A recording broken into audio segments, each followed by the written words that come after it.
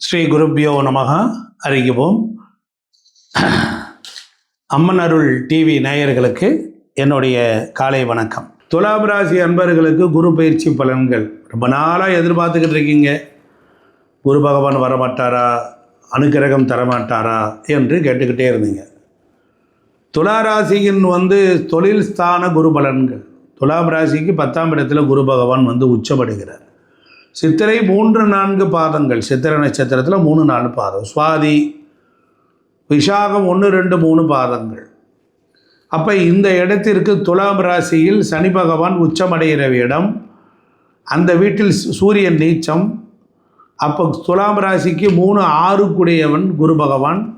அவன் 10ஆம் இடத்துல உச்சம் பெறுகிறான். அப்படிங்கும்போது இது என்ன சாமி பலன்கள், நாங்கள் நல்லா இருப்போமா அப்படின்னு நீங்கள் கேட்பீங்க. சூப்பராக இருப்பீங்க.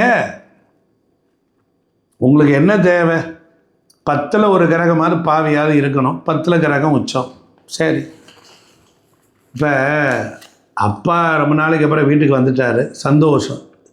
கையில் என்ன கொண்டு வந்தார் அதுதானே ரொம்ப முக்கியம். இப்போ ஒருத்தவங்க விருந்தாள் வந்துட்டாங்க, ரொம்ப சந்தோஷம். முதல்ல சந்தோஷம், அப்புறம் என்ன திங்கிறதுக்கு வாங்கிட்டு வந்தாங்களா, ஏதாவது எங்களுக்கு கொடுப்பாங்களா, அப்படி தானே ஆதாயம் எதிர்பார்ப்போம்ல. மனித வாழ்க்கை அதுதானே. இது ஒன்றும் பெரிய குறையெல்லாம் ஒன்றும் இல்லையா. அப்போ குரு பகவான் என்ன பண்ணார், கடகத்துக்கு நல்லா ரெஃப்ரெஷ்ஷாகி குளிச்சு ஜம்முன்னு சாப்பிட்டு துலா ராசிக்காரனுக்கு குடும்பத்துக்கு பார்வையை அனுப்புகிறார். 2ஆம் இடம் உங்களுக்கு, துலாமுக்கு 2ஆம் இடம். தனம், வாக்கு, குடும்பம், பொருளாதாரம், சம்பாத்தியம், பேச்சு, கல்வி, ஆரம்ப கல்வி, குடும்ப விருத்தி, குடும்ப அபிவிருத்தி, குடும்பத்துக்கு ஏற்பட்டிருந்த கடன் தொல்லைகள், கஷ்டங்கள், பிரச்சனை, குடும்பத்தை விட்டு எல்லோரும் கஷ்டப்பட்டவங்க எல்லாருக்குமே அனுக்கிரகம் பண்ணிடுவார். ஒரு வீட்டுக்கு போகிறோம், அந்த வீட்டில் எத்தனை பேர் இருக்குன்னு கேட்டுக்கிறோம். ஐயா அந்த வீட்டில் ஒரு 6-7 பேர் இருப்போம்னா ஒரு 10 பேருக்கு ஒரு ஸ்வீட் வாங்கிட்டு போகணும்ல. புரியுதுங்களா? ஒரு 2ஆம் இடத்தை பார்க்குறாருன்னா 2ஆம் இடத்துல யார் இருப்பார்? குடும்பம். அந்த குடும்பஸ்தானத்திற்கு எல்லாம் அனுக்கிரகம் செய்ய போகிறாரு. ஆமாம், இதுதான் குருவினுடைய உச்ச வீட்டிலிருந்து பார்க்கக்கூடிய பலன். யார் யார் இருக்கா, வேலைக்காரங்க இருக்கா, வாங்க தாங்க நீங்கள் சாப்பிடுங்க. இப்படி ஒரு பொருளாதாரத்தையும் மகிழ்ச்சியையும் கௌரவத்தையும் செல்வத்தையும் அந்தஸ்தையும் மன திருப்தியையும் சாந்தியையும் சமாதானத்தையும் தரக்கூடிய ஒரே கிரகம் 9 கிரகத்தில் குரு பகவான் தான். அப்போ துலாம் ராசிக்கு எப்படி இருக்கும்? அப்போ துலாம் ராசியில் தான் ஏற்கனவே சனி உச்சமாகிறார். அந்த துலாம் ராசிக்கு 6ல் இருக்கிற சனியை 10ல் உச்சம் பெற்று தன்னுடைய உயர்வான நிலையை சனிக்கு அனுப்புவார். எதுக்கு சனிக்கு அனுப்புகிறாரு? அவர் வீட்டில் தானே உட்காந்துருக்காரு. அப்போ என்ன ஆகும்? துலா ராசிக்காரனுக்கு என்ன வேணும்? எனக்கு வேலை நல்லா இருக்கணும். பிரச்சனையே இருக்காது, பிரச்சனையே இருக்காது. அப்போ 5ஆம் பார்வையால் துலா ராசிக்கு 2ஆம் இடத்தை பார்த்தாருன்னு சொன்னேன். அப்போ 2ஆம் இடம்ங்கிறது நான் ஏற்கனவே சொல்லிட்டேன், பண வசதியை செழிப்பாக்குவார், வேலை இல்லாதவர்களுக்கு வேலையை தருவார். அப்போ உபரி வருமானம் உண்டா? உபரி வருமானம் உண்டு. அதுக்கப்புறம் குழந்தைகளுக்கு நல்ல வேலை கிடைக்குமா? கிடைக்கும். குழந்தைகளுக்கு ஆராய்ச்சி கல்வி போவாங்களா? உண்டு. குழந்தைகளுக்கு சிக்கல் இருந்தால், அது நோய் நொடிகள் இருந்தால் போக்குமா? போக்குவார். அப்போ நீங்கள் பேசுவதன் மூலம், வாக்கு சேவை செய்வதன் மூலம் யார் யார் பண்ணுவா? பேசி ஜெயிக்கிறவங்க ஜோசியர்கள், வழக்கறிஞர்கள், புரியுதுங்களா? அவங்கெல்லாம் கை நிறைய சம்பாதிக்க ஆரம்பிச்சுடுவாங்க. அப்போ பங்கு பத்திரங்கள் நல்ல ரிட்டர்ன் கொடுக்கும். சினிமா கலைஞர்கள், குறிப்பாக சினிமாவில் டப்பிங் ஆர்டிஸ்ட்டுகள், பாடல்கள் பாடுபவர்கள், சவுண்டு என்ஜினியர்கள், இவங்களுக்கெல்லாம் வெகு நன்மை பெறக்கூடிய காலம். அப்போ விளையாட்டு வீரர்கள், உங்கள் வீட்டு கிணறு உங்களுக்கு நல்ல பணம் சம்பாதித்து தரும். ஏன்னா கிணத்து ராசி. பெட்ரோல் பங்கு, மண்ணெண்ணெய், ஃப்ளவர் வியாபாரம் பார்க்குறவங்கெல்லாம் நல்லா சம்பாதிக்க முடியும். விவசாயிகள் இதுவரையில் சந்திக்க இல்லாத அளவிற்கு விவசாய நிலையம் செழிப்படையும். அப்போ துலா ராசி மீனவர்களுக்கு வெகு நன்மைகளை ஏற்படுத்தி கொடுக்கும். பள்ளி கல்லூரி வச்சு நடத்துகிறவங்க, இப்போ ஸ்கூல் காலேஜ் வச்சு நடத்துகிறவங்களுக்கு குழந்தைகளோட நிறைய கட்டணம் வாங்கிடுவாங்க. இதனால் பண பெருக்கம் அடைவாங்க. அப்போ உங்கள் வீட்டு மாடுகள் நல்ல நிறைய பால் கொடுப்பதால் பண நிறைவும் மன நிறைவும் கிடைக்கும். இப்போ குருவினுடைய 7ஆம் பார்வை எங்கே விழுகுது? 4ஆம் இடத்தை. அப்போ துலாம் ராசிக்கு 4ஆம் இடத்தை விழுகுது. அப்போ 4 என்பது சுகஸ்தானம். குரு என்பவர் உழைப்பின் வாயிலாக நல்லா கவனிக்கணும். துலாம் ராசிக்கு முயற்சி எடுத்து தொழில் செய்து 10ல் போய் உச்சம் பெற்று அந்த பார்வையை 2ஆம் வீட்டிற்கும் 4ஆம் வீட்டிற்கும் அவர் 6ஆம் வீட்டிற்கும் அனுப்பி வைக்கிறார். அப்போ என்ன ஆகும்? இந்த இடங்கள்லாம் அப்படியே கலகலன்னு நல்லாயிருக்கும்.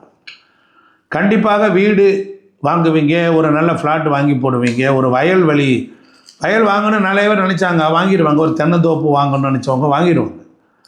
அப்போ சில பேர் அரசு சார்ந்த வீட்டை கூட வாங்க முடியும், அல்ல வேலை சார்ந்த அரசு வங்கிகளில் கடன் பெற்று வீடு வாங்கலாம். ஏன்னா 6ஆம் இடங்கிறது கடன், நல்ல கவனிக்கும். அப்போ கடன் வீடு வாங்குவதற்கு பயன்படுது. இப்போ அது அற்புதமாக இருக்குது. அதனால் மூத்த சகோதரிகள் வீடு வாகனம் வாங்குவா, அவங்களுக்கு நல்ல யோகம். புரியுதுங்களா? மூத்த சகோதரிகள் என்னன்னா அவங்களுக்கு சிம்மம்.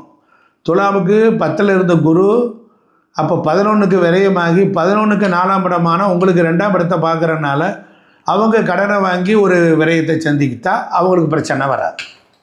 இப்படியே எல்லாருக்கும் பலன் தரக்கூடியவராகத்தான் குரு பகவான் இருப்பார். வாரிசுகளுக்கு கல்வி கடன்கள்லாம் கிடைக்கும். அதை வாங்கினதை கொஞ்சம் பையன் முடிச்சுடுவான். அப்போ இளைய சகோதரனுக்கு கடன் வாங்கக்கூடிய நேரம் ஏற்படும். சில நேரம் நம்மளோட வேலை பார்க்குற பணியாளர்களுக்கு சம்பளம் போடக்கூட கடன் வாங்க வேண்டியது வரும். சில டிவி தயாரிப்புக்கு பணம் தேவைப்படும், டிவி நிறுவனங்கள். அப்போ எல்லாத்தையுமே முதலீடாக கடனாக தான் அமைய போகுது. அப்போ கடன் என்பது நமக்கு தவிர்க்க முடியாதது. சிலருக்கு முதலீடே கடன் தான். ஒன்றும் இல்லை, தொழில் செய்யலாம், தொழில் தெரியுது, கொஞ்சம் தாமா இப்போ நம்ம கடனை வாங்கி போட்டு தான் செய்யலாம். அப்போ கடன் என்பது புனிதமானது. என்னது? அதையும் தாண்டி புனிதமானது. இப்போ காரே வாங்க முடியாது, 10 லட்சம் போட்டு வாங்க முடியாது, 1 லட்சம் தான் இருக்குது, 1 லட்சத்தை கட்டிட்டு 9 லட்சத்துக்கு கடன் வாங்குறான்ல. அப்போ முதலீடு, கடனே முதலீடு தானே, சுகமே கடன் தானே. நல்லா கவனிச்சுக்கணும். அப்போ கடனை பற்றியே நாம் நெகட்டிவாக சிந்திக்கக்கூடாது. அப்போ குரு பகவான் சனி பகவானை பார்க்கிறார். அப்படி பார்க்கும் பொழுது நல்ல யோகத்தை கொடுப்பார். 6ஆம் இடத்துல சனி இருந்தாலும் அவர் யோகாதிபதி என்பதனால மாற்றம் இல்லை. எனவே இந்த டாக்டர்ஸுகள், மருத்துவர்கள், மருத்துவம் படிக்கும் மாணவர்கள், வழக்கறிஞர்கள், லா படிக்கிறவங்க, அப்புறம் சயின்டிஸ்ட்டுகள், கப்பல் தொழில் செய்கிறவர்கள், பெட்ரோல் எடுப்பவங்க, விளையாட்டு மைதானம் தயாரிக்கிறவங்க, பராமரிப்பாளர்கள், நர்ஸுகள், இது மாதிரி வேலை செய்வர்களுக்கு மிக நல்ல உயர்வான வாழ்க்கை அமையும். மாரச்சம்பளம் வாங்கு வேலை செய்வர்களுக்கு கோச்சாரத்தை நல்லா பயன்படுத்தும் போது அது மிகப்பெரிய வளர்ச்சியை தரும். இந்த ஆண்டு முழுவதும் குரு பகவான் உங்களுக்கு மிகச்சிறந்த நல்ல பலன்களை தருவார். அப்போ போல் அமர்ந்து உங்களுக்கு சகல சௌபாகியத்தையும் கொடுப்பதோடு மிகச்சிறந்த ஒரு நல்ல வாழ்க்கையை இந்த துலா ராசிக்காரர்களுக்கு அவர் கொடுக்க ரெடியாக இருக்கார். அப்போ துலாம் ராசி எப்படி இருக்கும் அப்படின்னு கேட்டிங்கன்னா, உங்களுக்கு சகல சௌபாகியத்தை கொடுக்கறதுக்கு நீங்கள் விரதம் இருக்கணும். இது ஒரு பெரிய கோல்டன் ஆப்பர்ச்சுனிட்டி. நீங்கள் வியாழக்கிழமை தோறும் விரதம் இருந்து ஆலமர அரசமரத்தடியில் இருக்கிற விநாயகரை வணங்கி வழிபட்டால் வாழ்க்கை சிறப்பாக இருக்கும். ஒரு முறை நீங்கள் திருமூகூர் சக்கரத்தாழ்வாரை வணங்கிவிட்டு மதுரை மீனாட்சி அம்மன் கோவில் இருக்கிற வெள்ளை பிள்ளையாரை வணங்கினால் நன்மை உண்டாகும். மேற்கு பார்த்த சிவாலயத்தை வணங்குவதனால் வெற்றி உண்டாகும்.